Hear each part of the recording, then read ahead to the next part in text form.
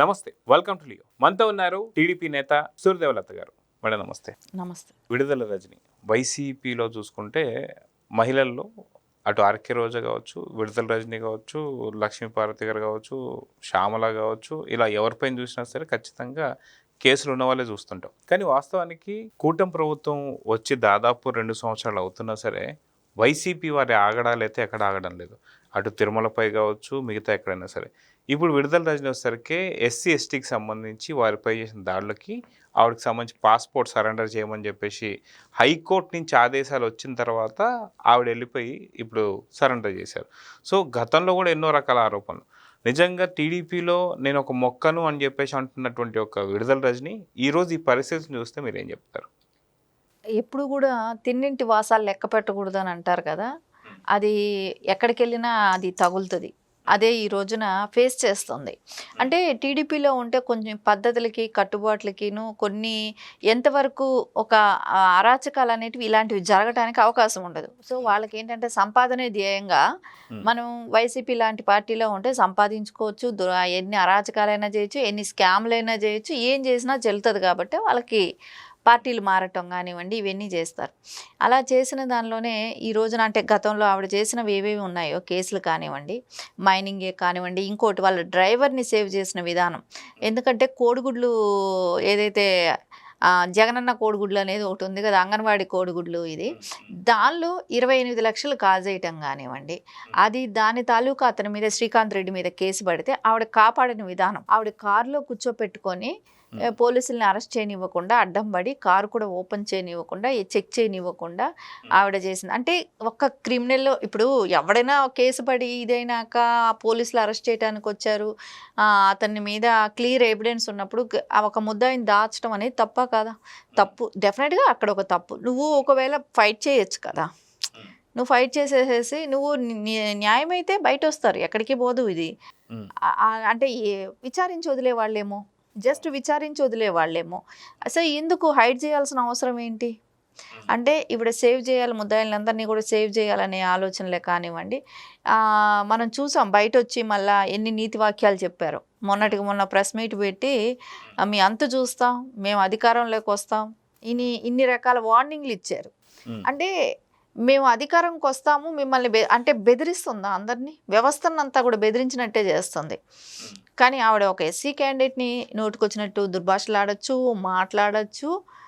దాని మీద వాళ్ళు కేసు పెట్టిన తర్వాత అంటే ఎవరైనా సరే ఎస్సీ ఎస్టీ కేసు అనేది కొంచెం స్ట్రాంగ్గానే ఉంటుంది. సో దానిలో పాస్పోర్ట్ సరెండర్ చేయమన్నారు. వెళ్ళి డిఎస్పీ గారికి వెళ్ళి, చిలకలూరుపేట డిఎస్పీ గారికి హనుమంతరావు గారికి వెళ్ళి తన పాస్పోర్ట్ ఇవ్వటం కానివ్వండి చేసింది.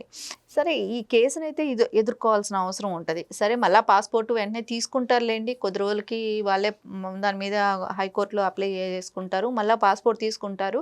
ఎక్కడికి అయినా వెళ్ళేటప్పుడు ఒక టైం పీరియడ్, ఇప్పుడు జగన్మోహన్ రెడ్డి గారికి ఎట్లా టైం పీరియడ్ పెట్టారో అలాంటి టైం పీరియడ్ పెడతారు. ఎందుకంటే ఒక ఎస్సీ ఎస్టీ కేసుతో దేశం వదిలి ఎట్లాగో పోలేరు కాబట్టి ఒక ప్రొసీజర్ అంటూ చేస్తే కొంచెం టైం పడుతుంది, కానీ అంతకుమించి ఇంకేమీ అవ్వదు.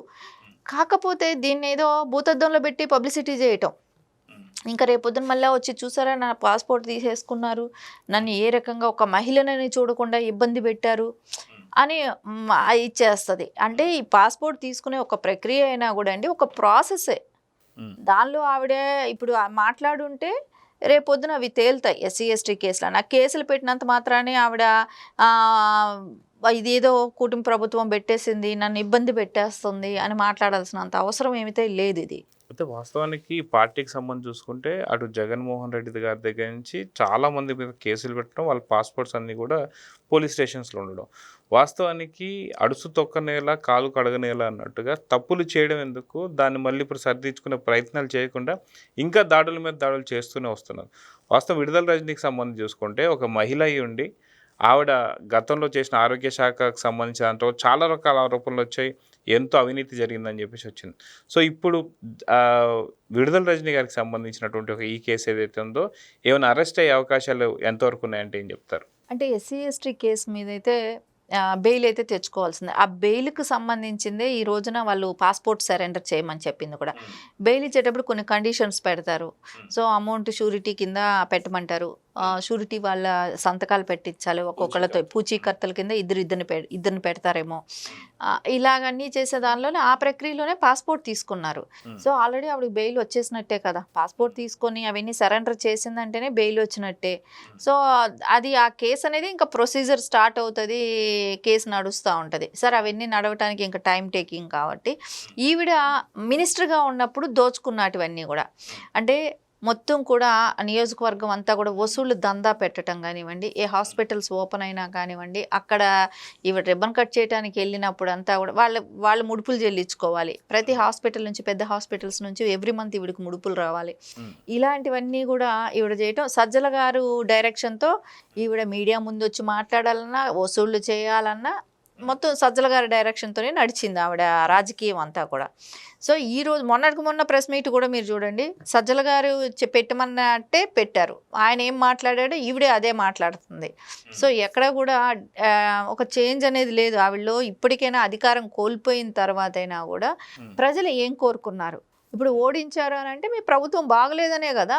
సరే ఇంత భారీగా డిఫరెన్స్ రావడానికి 151 ఎక్కడా, 11 ఎక్కడా, ఈరోజు మీరు ప్రజల్లో కూడా తిరగలేని పరిస్థితిలో ఉన్నారు, మీరు అసెంబ్లీకే వెళ్ళలేని పరిస్థితిలో ఉన్నారు. ఇంత చేంజెస్ ప్రజలు కోరుకున్నప్పుడు మీరు మళ్ళా వచ్చి ప్రెస్ మీట్ పెట్టి మాట్లాడే దానిలో ఎక్కడైనా ప్రజలు మీకు ఎంకరేజ్మెంట్ ఉందా? మీరు ప్రజల్లో వెళ్ళి తిరగగలుగుతున్నారా? లేదు కదా. సో నీ దగ్గరకు వచ్చి ఎవరైనా ఒక సమస్యని చెప్తున్నారా? నువ్వు ఎవరైనా ఒకరు వచ్చి నీ దగ్గర సమస్యని చెప్తే నువ్వు ఎంత ప్రొలాంగ్ చేసేదానివి, ఎంత ప్రెస్ మీట్లు పెట్టి అల్లర్లు చేసేది, ఎవరు కూడా వెళ్ళట్లేదు. వాళ్ళని అసలు నాయకులుగానే గుర్తించట్లేదు. వాళ్ళ వల్ల మాకేం ప్రాబ్లం తీరదు, మేము ఏదైనా ఉంటే వ్యవస్థతో చెప్పి చేయించుకుంటాం, మా నియోజకవర్గం ఎమ్మెల్యేలు ఉన్నారు అనేది వాళ్ళకి ఫుల్ క్లారిటీ. ఏంటంటే వీళ్ళు ఏమీ చేయలేరు, వాళ్ళ అధికారంలో ఉన్నప్పుడే చేయని వాళ్ళు అపోజిషన్లో ఏం చేస్తారు, వాళ్ళు ఏమీ చేయలేరు. సో మాకు అన్నీ బాగానే ఉన్నాయి అనేదంతా ఆవిడ దగ్గరికి సమస్యకు కూడా ఎవరు వెళ్ళట్లేదు. సో ఆవిడ ఎంతసేపు ఏమంటే ఆవిడని ఎక్కడ మర్చిపోతారో అనేదానికి ఏదో ఒకటి మాట్లాడుతుంది, కానీ ఆవిడ నిజంగా ప్రజా సమస్య మీదో కానివ్వండి, ఇప్పుడు దళితుల్ని ఇలా మాట్లాడాల్సిన అవసరం లేదు, ఈ రోజున కోర్టు మెట్లు ఎక్కాల్సిన అవసరం లేదు, పాస్పోర్ట్ సరెండర్ చేయాల్సిన అవసరం లేదు. ఒకటి నోరు అదుపులో పెట్టుకొని ఉంటే సరిపోయే విషయమే కదా ఇవన్నీ.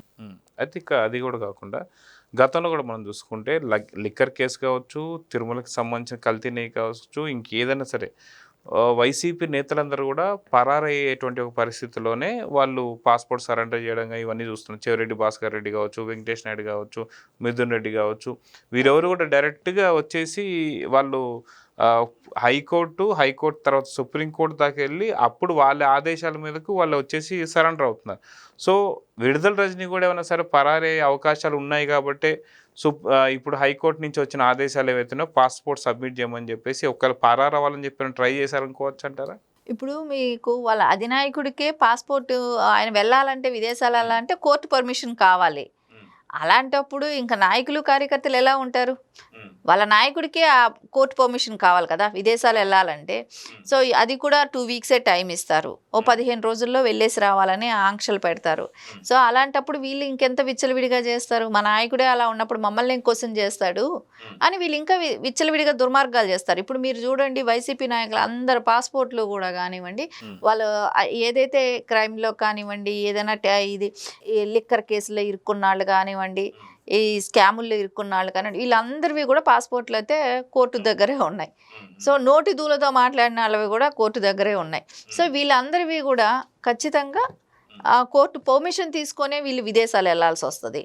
సో యథా రాజా తదా ప్రజ, వాళ్ళ నాయకుడు ఎట్లా చేస్తున్నాడో వీళ్ళు కార్యకర్తలే కానివ్వండి, నాయకులు కానివ్వండి అలాగే చేస్తున్నారు కదా. సో అది కాక ఒక ప్రముఖ ఛానల్లో ఆర్కే రోజా గారు ఇటీవల ఒక ఇంటర్వ్యూ ఇస్తూ ఆవిడ కూడా చాలా నోటికి వచ్చినట్టు చంద్రబాబు నాయుడు గారు కావచ్చు, పవన్ కళ్యాణ్ గారిని కావచ్చు, లోకేష్ గారిని ఎన్నో రకాల మాట్లాడి మేము నిజంగా 2019-24 దాకా మేము నిజంగా ఏదైనా అక్రమాలు కానీ అవినీతి కానీ చేస్తే ఆధారాలు మీ దగ్గర ఉంటే ఎందుకు అరెస్ట్ చేయలేకపోతున్నారు? మీరు అరెస్ట్ చేయడం అంటే మీ దగ్గర ఆధారాలు లేవని చెప్పేసి చాలా ధీమాగా మాట్లాడుతుంది. సో విడుదల రజనీకి సంబంధించి ఇప్పుడు మనకి పాస్పోర్ట్ అయితే కలెక్ట్ చేసుకున్నారు.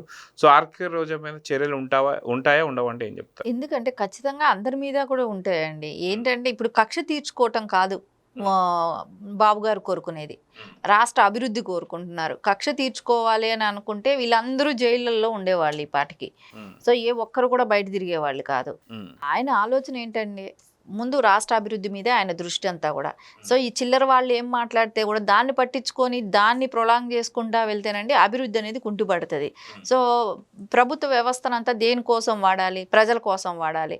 సో ఇది ఖచ్చితంగా వీళ్ళు చేసిన స్కాములకైతే కోర్టులకు తిరుగుతారు, రేపు పొద్దున అవి బ్యాక్ తీసుకోవటం జరుగుతుంది. ఇలాంటి ప్రాసెస్ అయితే కంటిన్యూ జరుగుతుంది, కానీ దాన్ని తీసుకెళ్లి జైల్లో ఇప్పటికిప్పుడు పెట్టాలనేది అయితే బాబు గారు కోరుకోరు. అదంతా ఒక ప్రాసెస్. ఆ ప్రాసెస్ ప్రకారం అయితే నడుస్తుంది, కానీ వెంటనే చేసేసేదైతే కక్ష తీర్చుకోవాలి అనే ఆలోచన ఉన్న జగన్మోహన్ రెడ్డి గారికి అలాంటివి చెల్లుతాయి. కానీ మనకు ప్రభుత్వాన్ని అంతా పక్కన పెట్టి వ్యవస్థనంతా కూడా నేను ఎవరి మీద అయితే కసిగా ఉన్నానో వాళ్ళ కోసమే పనిచేయండి, వాళ్ళని తీసుకొచ్చి జైళ్ళల్లో పెట్టండి అని చేసేది జగన్మోహన్ రెడ్డి గారి ప్రభుత్వం. ఇక్కడ ఉండేది కూటమి ప్రభుత్వం. నారా చంద్రబాబు నాయుడు గారు సీఎంగా ఉన్నారు. ఇక్కడ వ్యవస్థలను ఎలా నడుపుతున్నారంటే ప్రజల కోసం నడపటం, ప్రజలకి అభివృద్ధి పరంగా ఎలా రాష్ట్రాన్ని ముందుకు తీసుకెళ్లాలని కానీ ఈ రకంగా ఆలోచిస్తారు. ఈ కక్ష తీర్చుకోవాలనే ఆలోచన ఉండదు. కాకపోతే వ్యవస్థ ఇప్పుడు వాళ్ళ తిన్న డబ్బులు ఖచ్చితంగా ప్రజల సొమ్మే అది. సో దాన్ని రికవరీ చేయాల్సిన బాధ్యత ఉంది, కాబట్టి దానికి సంబంధించి ప్రాసెస్ అంటూ నడుస్తుంది. సో దానికి సంబంధించిన అధికారులు వాళ్ళకి నోటీసులు పంపిస్తారు, ఎంక్వైరీకి పిలుస్తారు, ఇవన్నీ అది ప్రాసెస్ వేరే. సో పర్టికులర్గా వాటి మీదే దృష్టి పెట్టి రోజా నథింగ్ అండి. రోజా ఏంటి ఈ రాష్ట్రంలో?